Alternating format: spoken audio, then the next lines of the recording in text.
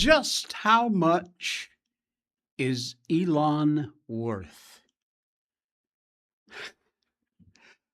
Besides a lot, I'll tell you the details, and it's getting bigger. Unbelievable. Has a final deal been made with Iran? It sure looks like it. And no more Doctor Who? Seems pretty likely. Welcome to the Jay Sheldon Show. We are live on Rumble and YouTube. You'll find the Jay Sheldon Show on both of those platforms live.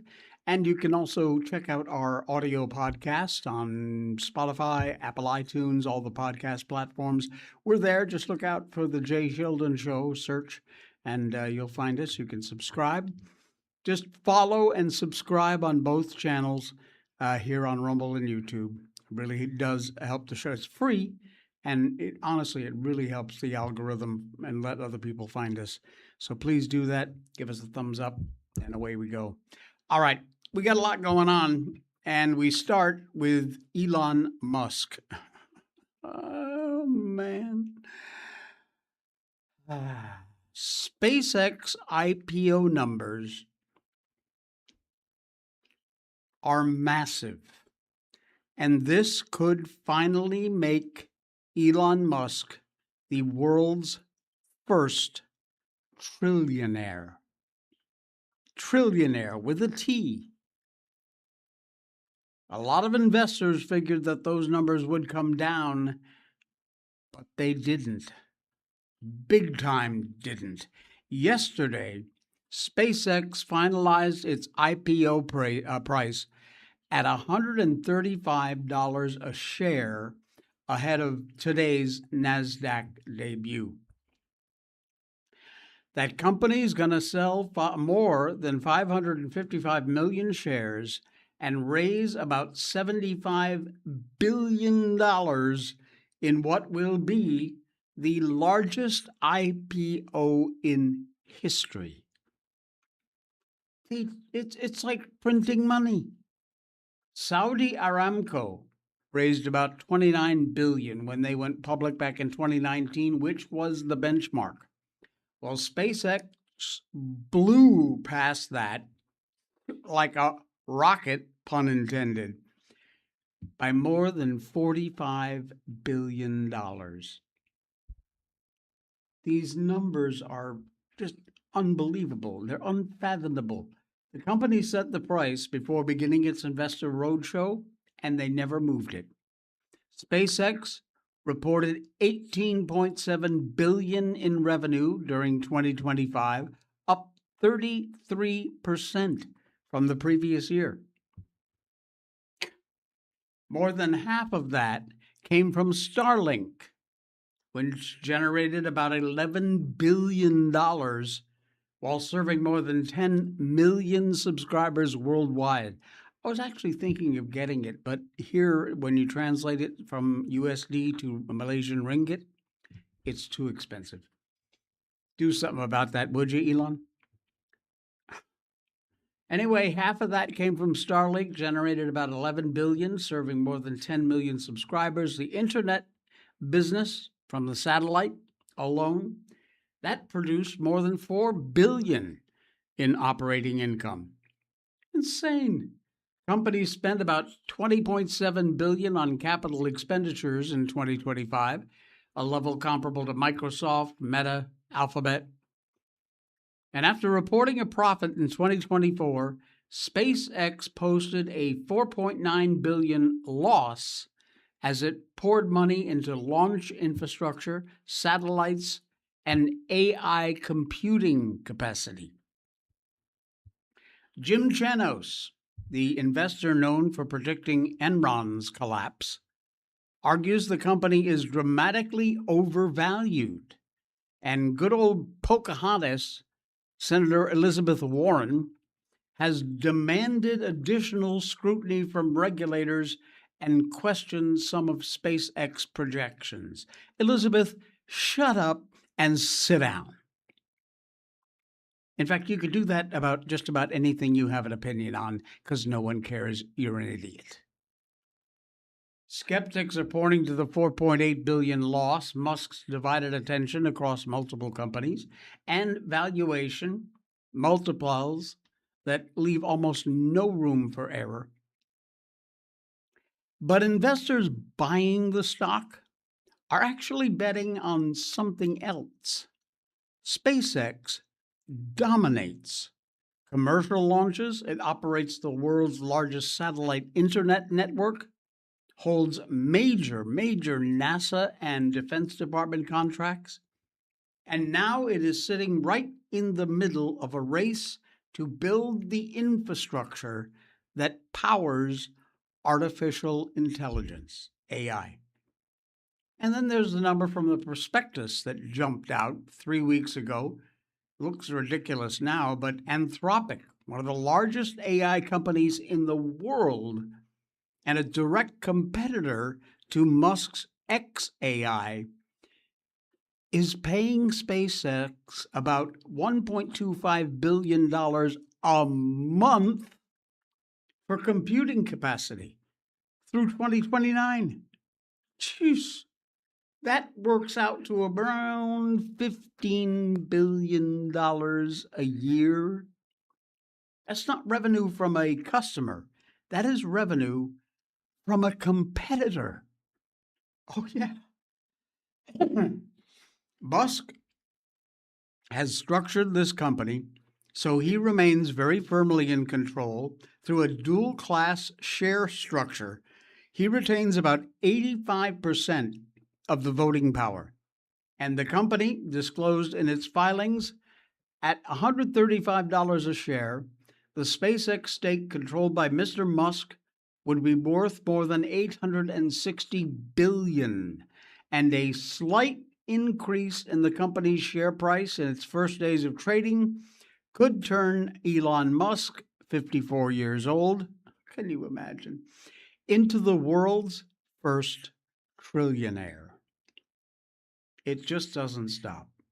SpaceX, founded back in 2002, 25 years ago, it didn't exist.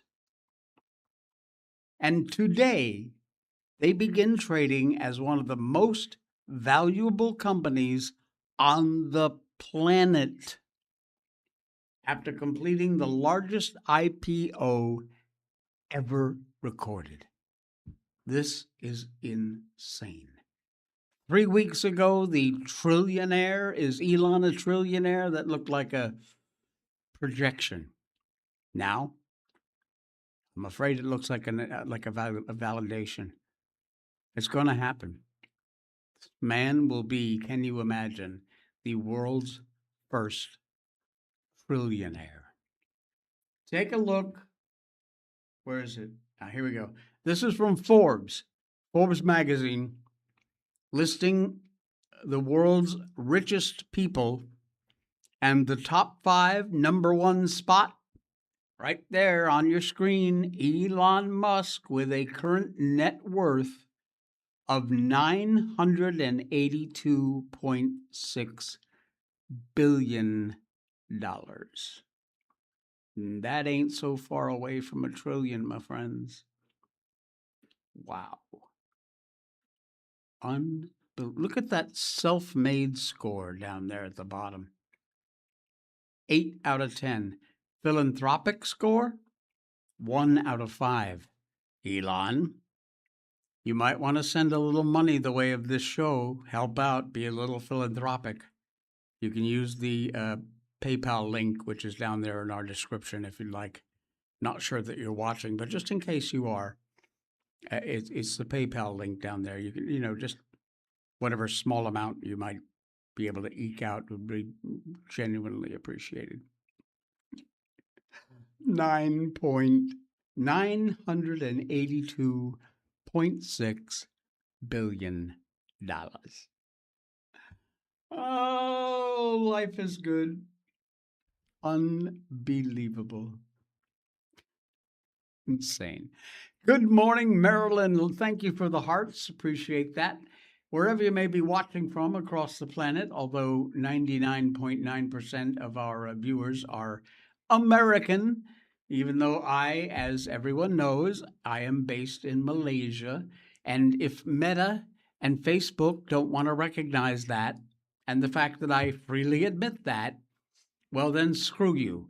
I am, by the way, probably over the weekend, I will be completely deleting my Facebook account and my Jay Sheldon Show account. It's a sub page of my main Jay Sheldon Show. Uh, so you won't be finding me on Facebook. I will not be there. I'll be off Messenger, and people that are close to me have my WhatsApp, so you can always contact me there. But Meta is just Facebook is just full of a bunch of old farts and stupid things anyway. So I get a lot more enjoyment out of X and YouTube, although Google. But yeah, that's fine. All right, hang on there, partner. Looks like we may have just made a deal with Iran. Well, it's been on again, off again. But Trump says from the Oval Office, typical bombast, yesterday, we just made a great settlement of the war with Iran, and we're going to be subject to finalization of the documents. We should get it done over the next few days and probably have a signing maybe in Europe. It's a great thing, he said. That announcement coming just hours. You know what? I got to take my headphones out because they're delayed and I can't stand it. Coming just hours after Trump claimed to be hours away from a major military action. He was taking Cog Island, other oil infrastructure points, assuming total control of their oil and gas markets. He posted this on Truth Social. And I had some fun detailing for a longtime sharp vodka pundit readers what that might entail. Oil and LNG representing more than 90% of Iran's energy exports processed at Karg, stored in those massive tank farms, and then oil offloaded to supertankers for sale around the world. Well, Tehran could divert to those facilities or to other facilities, but it would be a trickle. It just wouldn't work. Before the digital ink was dry on that, the Wall Street Journal busted in, had a report saying Trump canceled the strikes after Tehran's leadership and other parties negotiated a deal to end the conflict, approve discussions, and final points. You got whiplash yet? It is, it isn't. We approve it, we don't. Bomb you here, bomb you there. Within 90 minutes of the semi-official denial, they posted, given that the U.S. has accepted Iran's proposed text, the likelihood of the agreement being approved by Tehran's highest decision-making authorities is relatively high. If you didn't already have whiplash, you probably got it now. Trump had more to say yesterday afternoon because, of course, stock markets are up 1,000 points. Oil's dropped. Most importantly, we have a deal with Iran, and they will never, ever, ever have a nuclear weapon. Now, just hang on there a dang second, partner.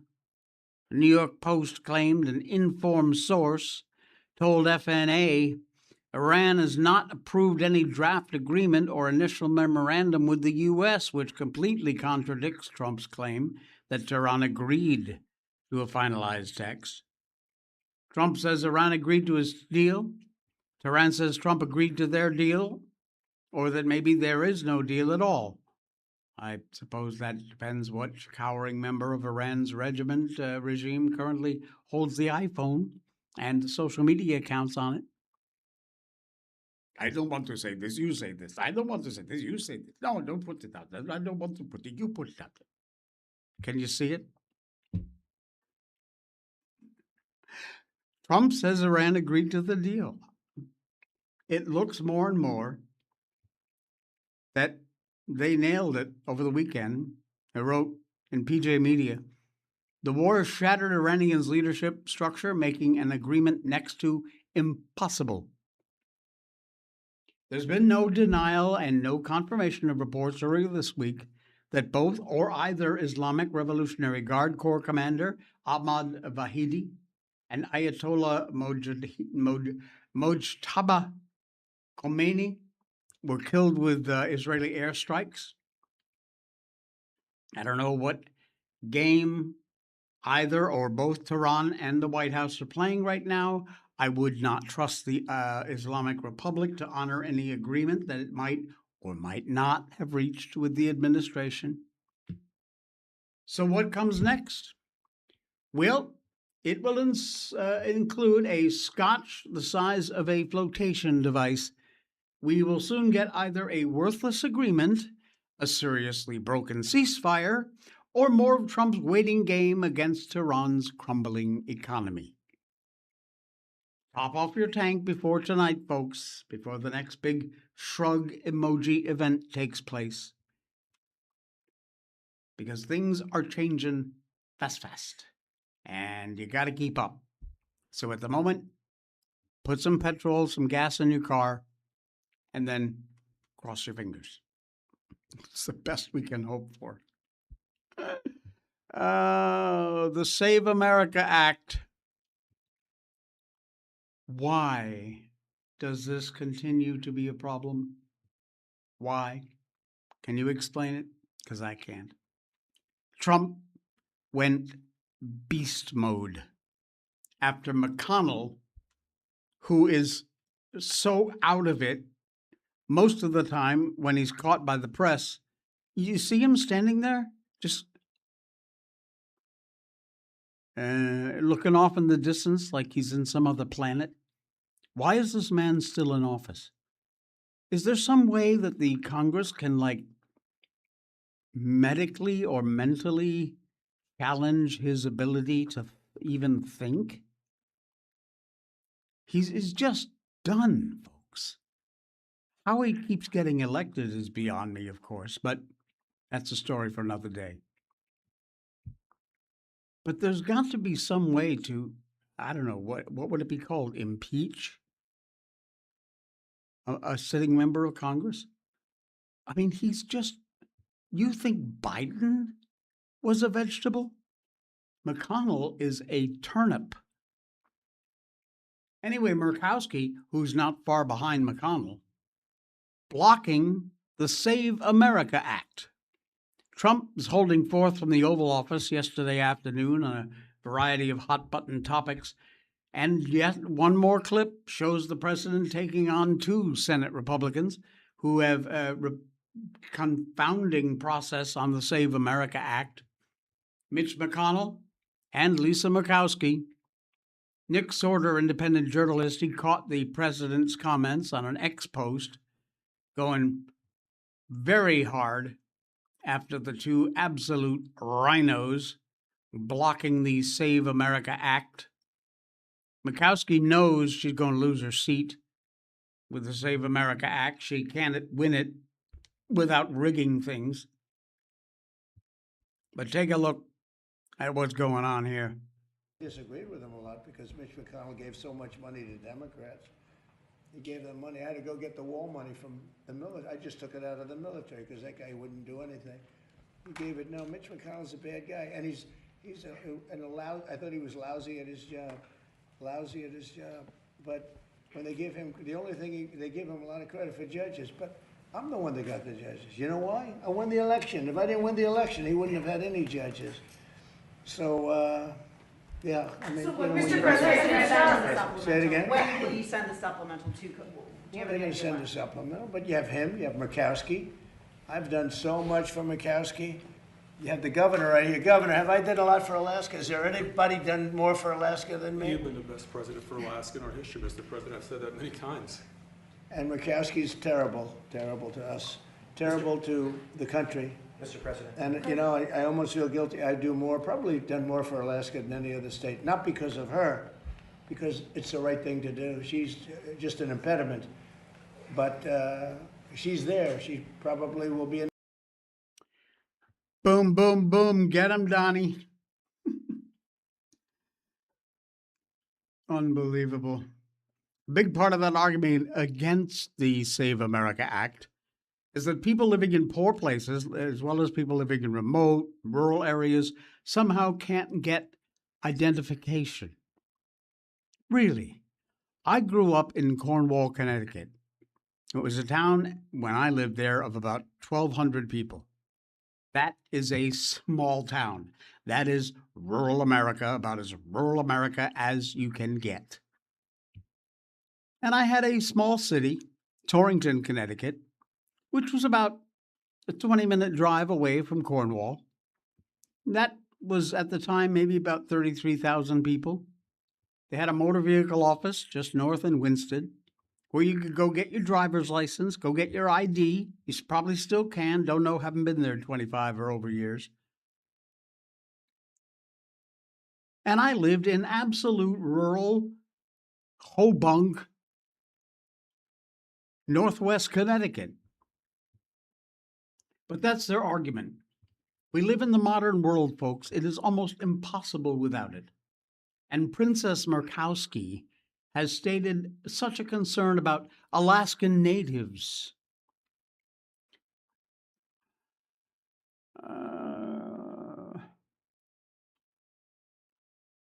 Lou for Alaska on X posted, "Here's my Alaskan native kids standing next to the Bering Sea in the far north, and oddly, they both have passports and birth certificates because we aren't helpless retards."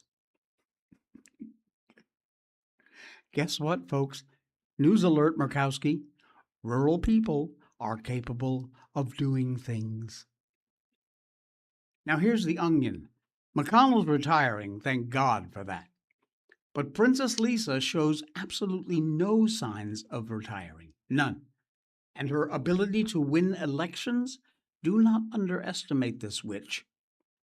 Ranked choice voting has been a big advantage for her, but she has even won without it, including in 2010 when she lost Alaska's then traditional partisan primary to Joe Miller. And guess what happened? Princess Lisa ran a write-in campaign, and she won. It is very easy to understand Trump's frustration. Save America Act could be and should be, probably is the single most important piece of legislation that will be presented to Congress this year. And yet the senator has been absolutely sitting on it. Trump is far from alone in his displeasure. There's a lot of people pushing hard, and they should be. And it just doesn't seem to want to go away. All right. Unbelievable. That, my friends, is a good cup of coffee. And it is also one of our great sponsors here. And that is Blackout Coffee. Blackout Coffee, it's all done in-house, premium, specialty grade coffee beans, rated at 80 points or above. They're grown in the perfect altitude, correct time of year, the best soil, harvested at just the right time. Blackout Coffee works with local co-ops and American farmers to grow the best beans on the planet. They only roast your beans after you've placed your order. And then if you can't grind your own whole beans, it's okay. On most of their most popular roasts, you can pick an option on the pull-down menu where they will grind them for you. Problem solved. Or get yourself a grinder, because it's so great, that smell when you grind up those beans. That's almost as good as drinking the cup of coffee from Blackout. They've got flavors. They got pods, instant, cold brew, all kinds of great coffee, all kinds of amazing coffee. Always full-flavored, bold taste, never, ever bitter. They also support our military. For every bag that you buy, they are sending off cups of coffee to the military. Fantastic company. John Santos and the gang there at Blackout, they do an amazing job. And like I said, they're an American company. They work with American farmers and local co-ops, and they grow those beans specially just for their company to get them to you. Do check it out. Down there in our description, down there, you pull that down, you'll see Blackout Coffee. Click on it. Use that link or the code J20, and you will get 20% off your first order. I've always just encouraged you to get over there and buy a single bag and give it a try, because I know you'll be back. I'm sure of it. It's an amazing company. We love doing business with them. And we drink it all the time here in our house, and I wouldn't drink anything else. It's just that good. Blackout Coffee. Use the link in our show notes. All right. The DOJ has landed a second major gender affirming care for minors settlement as the Cleveland Clinic has absolutely given in. They've reached a settlement with the Trump admin over pediatric gender transition treatments, becoming the second major hospital to do so in less than a month. This is good news, folks. Under this agreement, the hospital going to stop providing puberty blockers and cross-sex hormones to minors. You think? Committing $2 million to detransition care and paying $308,000 to resolve billing allegations. What a mess. This agreement, which was announced by the Department of Justice and the Ohio Attorney General Dave Yost, follows a similar settlement with Texas Children's Hospital. Remember that? We told you about that back in mid-May. Texas Children agreed to pay $10 million, stop providing pediatric gender transition interventions, and establish what the DOJ described as the nation's first dedicated detransitioning clinic. According to the DOJ, the Cleveland Clinic agreed to a long-term commitment not to perform or even offer what the settlement describes as sex-rejecting procedures on minors. Look, if you're 18 or older, you're an adult, you can make whatever idiotic decision you want to do, which will change your life forever, and you will probably live to regret it. But you're an adult, you're a stupid adult, but you're an adult. So you know what? Go knock yourself out. But if you're not 18, you're a kid. You're a minor. You cannot make those decisions on your own.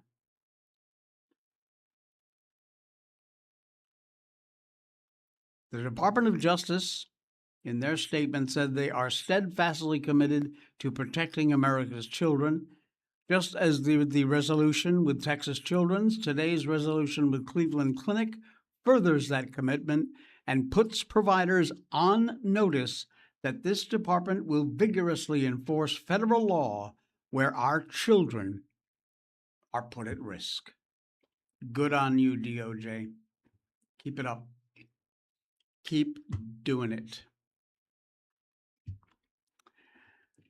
This is a cool story and some good news. I think you will probably remember this case and this scumball. A Minnesota assassin changes his plea in the shooting of a lawmaker, and now he will never know freedom again. You remember this guy? You see this knucklehead? Yeah, that's him. Horrible story. If you don't know or you don't remember, back in June of 2025, a 58-year-old psycho named Vance Bolter shot and killed former Speaker of the Minnesota House, Melissa Hortman, and her husband in their Brooklyn Park home.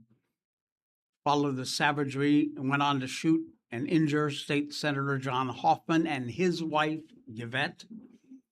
Sadly, their golden retriever in this attack was severely injured. They had to put him down, which is horrendous in and of itself. Well, yesterday, nearly a year after the incident, Bolter changed his initial not guilty plea to guilty on charges of murder and stalking in a Minneapolis court hearing.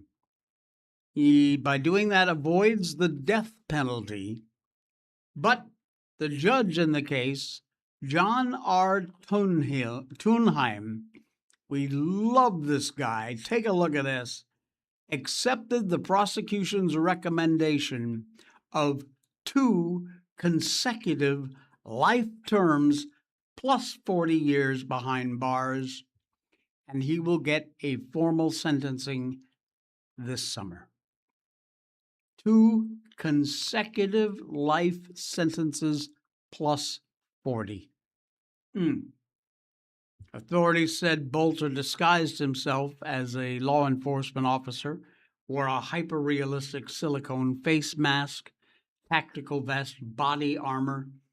Armed with a flashlight and a handgun, he knocked on the Hoffman's door and shouted, "This is the police, open the door."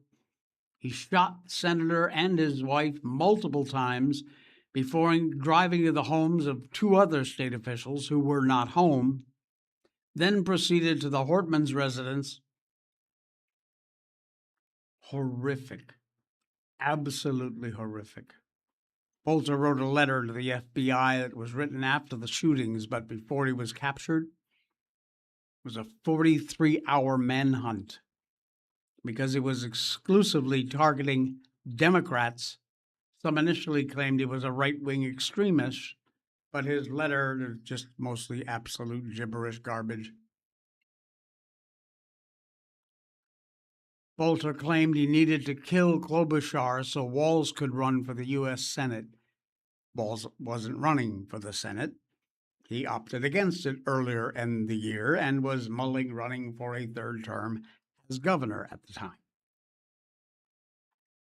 In other words, this moron retard Bolter is just an insane person. Nothing in his letter makes any logical sense. There's no indication what he did was in support of Trump or anybody else on the political right.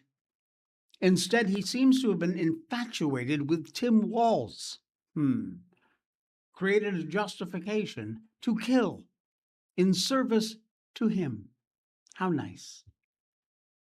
Now, insane is one word. I would add the word evil. And as I said, the only good news in any of this story is that Bolter will never, ever, ever taste freedom again. Families of the victims spared a long, painful trial. They will be able to give a victim impact statement on the day of his sentencing, if they want. The real justice is going to come when he meets his maker, and hopefully that'll be soon. Evil, evil, evil man. Maryland, speaking of horrible, did you see the murder of 2 in Massachusetts? One had a pitchfork in the back of his head. Ew. I did not see that story. I'm not sure I want to. Anyway, she says she sent it to me on Facebook Messenger. By the way, Marilyn, don't forget, it will just be a few days when I will no longer be on Facebook or Messenger. So I'll be deleting any access or any connection I have with those idiots at Meta, because they have pissed me off and screwed me for the last time, and I am done. You can find me on X. You can find me on Truth Social. You can find me on WhatsApp if you're a really close friend. And there's always our email, by the way. You want to get in touch with us in general, you can always email show@jsheldon.com. SHOW, show@jsheldon.com. I check that email every day, and we do get quite a few emails from people with suggestions for the show and guest ideas, things like that. So I'd love to hear from you. All right. Chip Roy. How much do we love Chip Roy? Oh, yeah. He has a plan to drain Congress of its elderly swamp creatures. Remember what I said about Mitch McConnell, who I know is retiring, but not soon enough? If you ask, a lot of Americans are going to tell you that the one thing they hate most about the swamp in Washington, D.C., is the fact that once a congressman or a senator gets elected, pulling them out of the swamp is next to impossible. Seriously is. Which as a result, we wind up with geriatric lawmakers who stare blindly into space, drooling,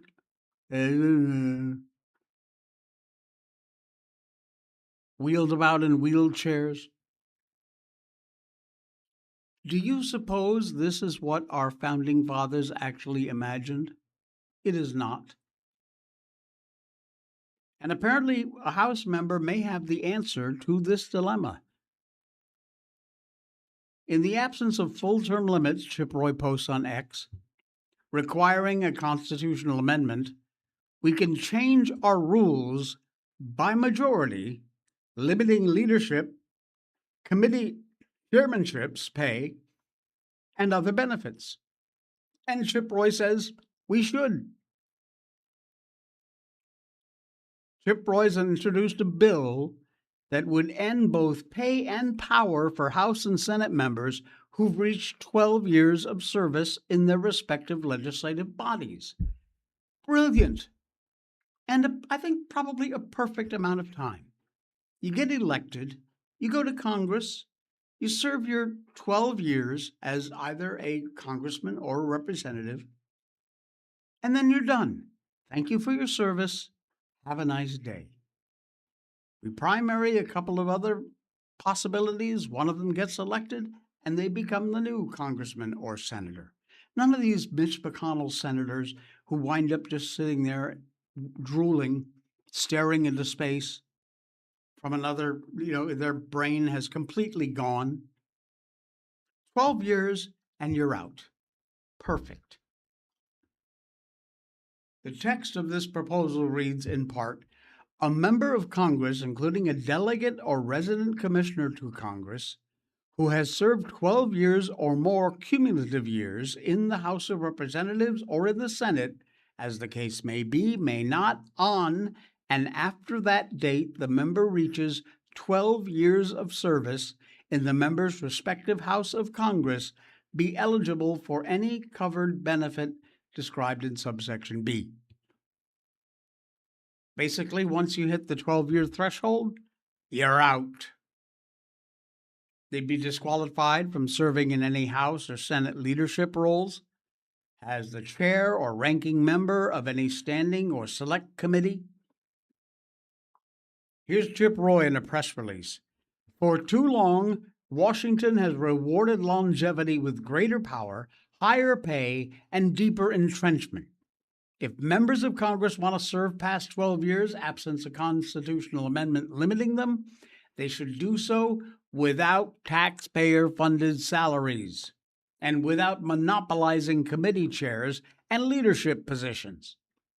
This bill helps ensure that public service remains exactly that, service to the people, not a lifetime career in politics. Perfect. Under the Constitution, each House may determine the rules of its proceedings, and it also states the senators and representatives shall receive a compensation for their services to be ascertained by law and paid from the Treasury of the U.S. Under Roy's bill, the limitations would be an exercise of the rulemaking powers of the Senate and House of Representatives, respectively, as such are deemed as part of the rules of each House, respectively. The new rules would be enacted. Full recognition of the constitutional right of either House to change the rules so far as relating to the procedure of the House at any time, the same manner and to the same extent as in the case of any other rule of that House. These restrictions, if they are voted in, they won't be, but they ought to be, as in so many things. They would begin with the 129th Congress, which would start in 2029. Not soon enough for me. What's going to be more interesting than the bill itself is to see who votes for it and who votes against it. That will be very interesting to watch. Oh, yeah. Hey, every month you get your cell phone bill, your internet bill, and you pay the money, and you grumble because you're paying too much. Do you know where your money's going? Do you know whatever company you're dealing with that they're not supporting left-wing groups, DEI companies. You don't. The way you can be sure that your money goes where you want it to a company that agrees with your values, is with the only Christian conservative wireless service provider in this country, and that is Patriot Mobile. When you choose Patriot Mobile, you're not just picking, you're choosing a company that shares your values. It's easy to switch, and you can keep your number, your phone, and most importantly, your values. With Patriot Mobile, you get the power of nationwide coverage on all 3 major networks. That means wherever life takes you, we've got you covered on the same reliable networks you already know and trust. And when you need us, we're here for you right here at home. Our customer service is 100% US-based because we believe that support should come from people who understand you and your values. At Patriot Mobile, you're not just another call, you're a priority. In today's world, where you spend your money matters more than ever. Every dollar is a vote for the kind of future you want to build. Join the thousands of Americans making a difference with every call, every text, and every connection. Choose a company that shares your values. Choose Patriot Mobile. PatriotMobile.com/J. That's the link. It is in our description right down there. You just pull that description down. You'll see it. And check it out, patriotmobile.com/J. And if you sign up using that link, I am going to pay your first month. Yep, your first month is free if you use that link, patriotmobile.com/J. They will put you in they have 100% US-based service staff. They are there to help you save money. They're there to put you in a plan that will save you money and get you the best cell phone service, wireless service you can find, and a company that shares your values. Help support the show, help support a company that we believe in, and that is Patriot Mobile. PatriotMobile.com/J. All right. Thank you, Patriot Mobile, for helping out on the show. Marilyn says, I just went to share the show and it said an error, and now Facebook is gone. Is it you? Are they really mad at you? Okay. Before we get to our next story, let me just give you a short 60-second explanation for what's going on. About 3 weeks ago, I got a notification that my page, The Jay Sheldon Show, which is a sub-page I own from my main Facebook profile, Jay Sheldon. I've got 3,000, 4,000 friends over there. Jay Sheldon Show's got somewhere over 1,000 subscribers, I think. They're all just free. They just follow it because they love the show. Anyway, so I said, why? Why? I'm challenging this. Tell me, explain to me why you suspended my page. And they said, because I violated their community standards, because I'm claiming to be in America doing this show when I'm not. And I said, when I wrote back, not true.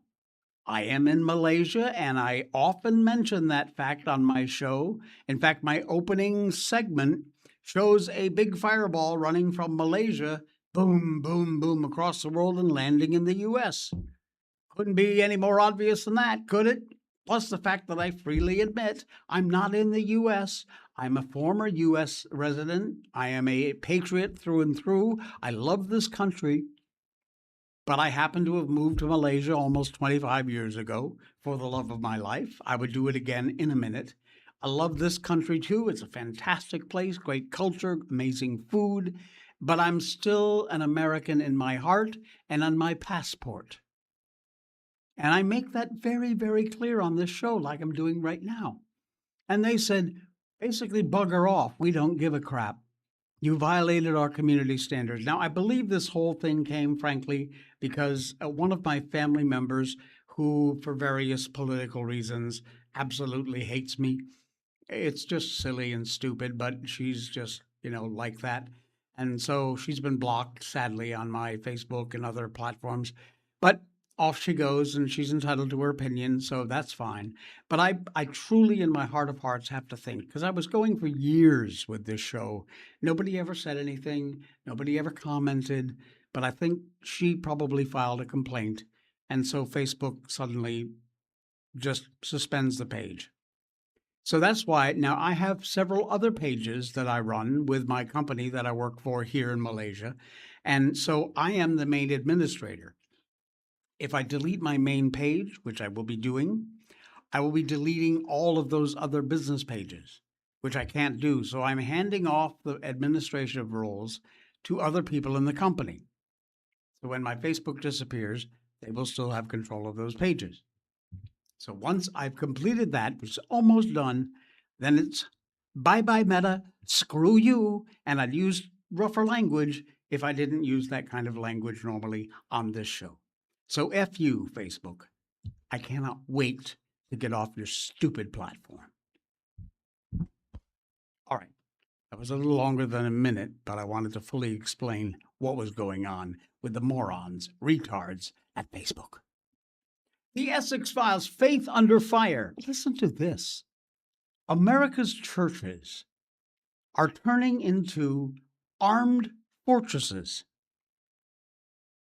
America's houses of worship are rapidly turning into what we're calling fortified spaces, driven by an unending wave of targeted disruptions, extremist threats, political violence. The era of the unlocked sanctuary door is fading. I remember as a kid, we had a Catholic church in our town, a couple of Protestant churches. Anyway, those doors were always unlocked.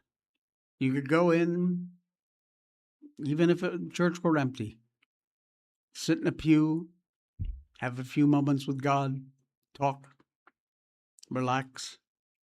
Always. Doors were wide open. Not anymore. In its place now is this harsh new reality we sadly live in. Security cameras, bullet-resistant glass, armed guards in many cases. The danger's gotten so severe that religious communities are no longer relying solely on local police or volunteer ushers. Instead, they're turning to specialized private security infrastructure. David Casson, an industry professional, founded NS26 Security Solutions for exactly this reason, providing tactical coverage and defensive consulting tailored specifically for Jewish, Catholic, and Christian institutions. Casson launched that venue after watching religious daycares, parochial schools, temples face an unprecedented barrage, an absolute storm of direct harassment and incredible hostile action. The numbers back up the fear, folks. The data from the New Jersey Office of Homeland Security and Preparedness has a huge spike in the amount of anti-Semitic attacks, particularly in heavy populated Jewish municipalities where local harassment has become basically a daily anxiety for people that live there.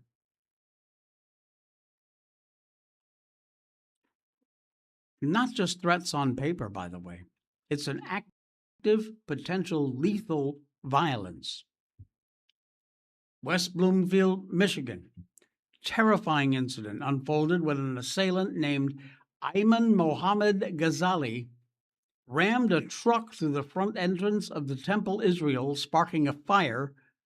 Quick-thinking security guards shot and neutralized the suspect on the scene. The guard was injured, staff and children inside were kept safe, and the FBI subsequently launched an investigation into the attack as a targeted act of violence. A stark reminder of just how professional on-site defense has become.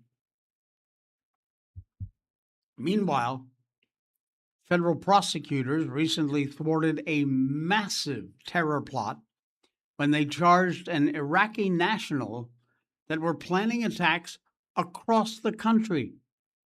His alleged targets, a New York City synagogue, alongside prominent Jewish centers in LA and Scottsdale, Arizona. Unbelievable.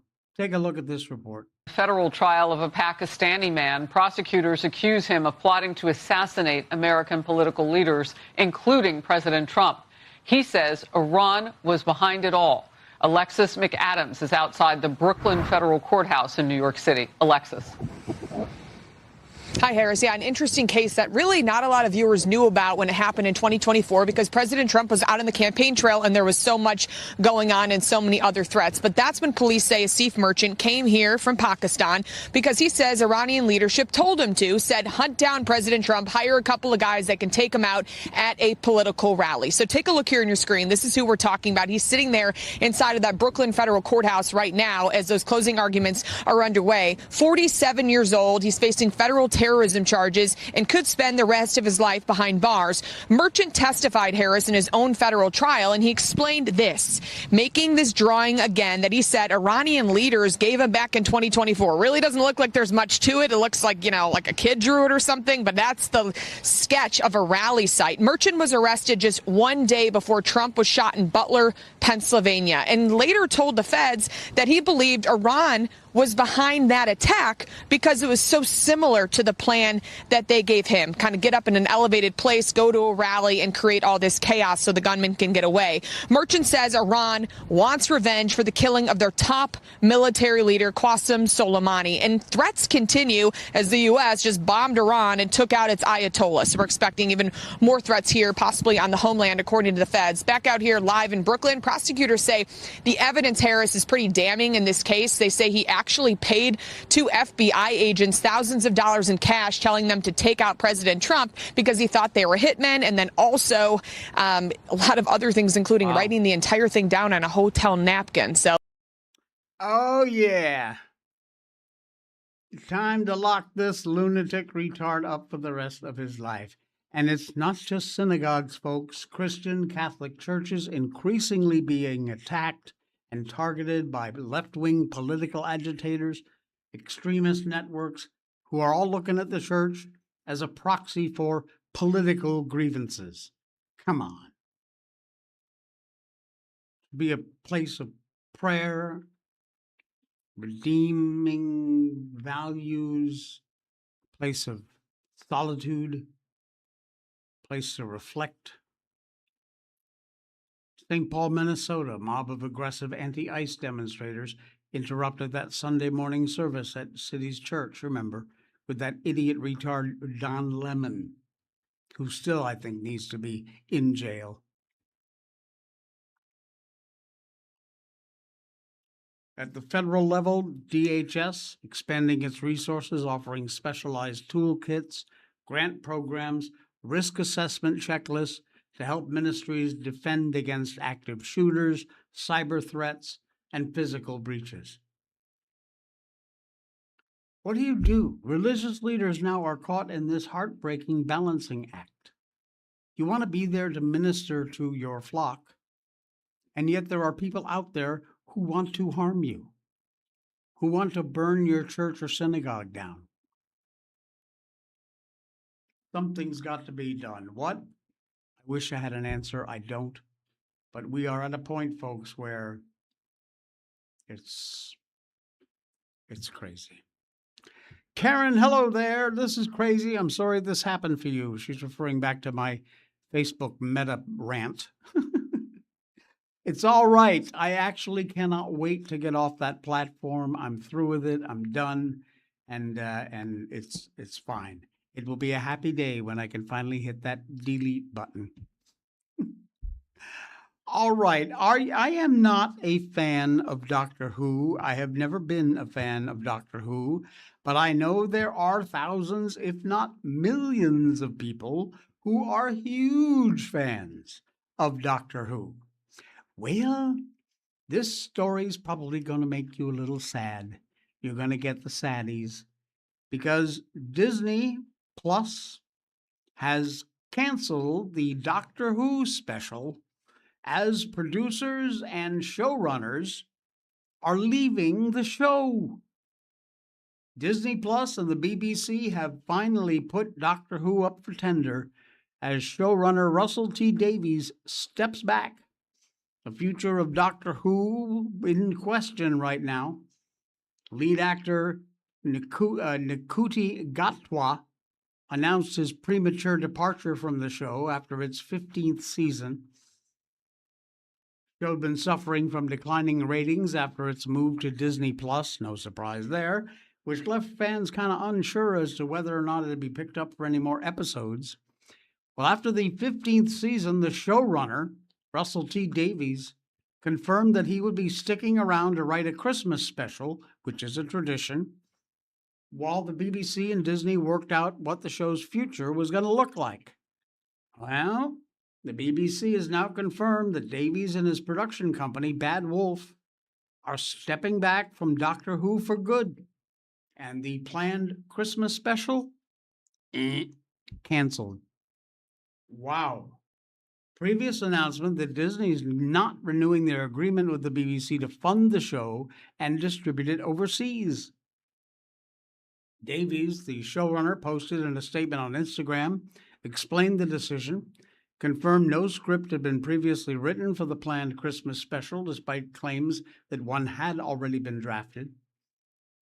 He said, "There won't be a Christmas special. We only cooked that up to guarantee a future when no one knew what would happen.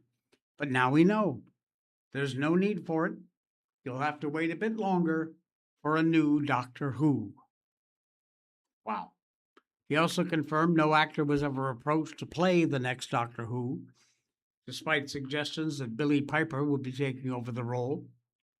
Davies previously been the showrunner of Doctor Who from 2005 to 2009, when the show was originally brought back for a revival season after its initial cancellation in 1989. He was widely credited with establishing the show's modern fan base, casting actors like Christopher Eccleston, David Tennant, and Nkuti Gatwa in the lead roles. The BBC's confirmed that both Davies and Bad Wolves are exiting, and the BBC will be putting Doctor Who out for a competitive tender, meaning the broadcaster is actively looking for a new production company to take over the reins.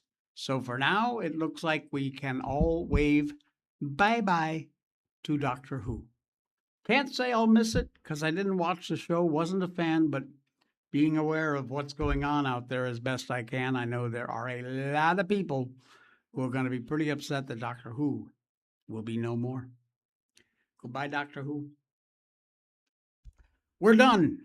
Thank you. What an amazing week. I had such a great time looking back. Seriously, I appreciate all you people out there who share the show, hit our follow button, or subscribe on YouTube. And we really do enjoy having you here. It's all free. We bring that to you free. Now, if you happen to have an extra little bit of cash laying around you don't know what to do with, in our description, you pull that down. You'll see right at the top, there's a PayPal link there. It will let you donate directly to the show. Any amount you can afford, $10, $50, $100, $500, whatever. We love you forever. Really appreciate it. And every dime goes in to help to support this show, to keep the lights on, the bills paid. I cannot thank you enough. Many people have done that, and we really appreciate it. All right. Enjoy your weekend. Spend it with someone you love. I'll be back here Monday, 9 a.m. for the next edition of the Jay Sheldon Show.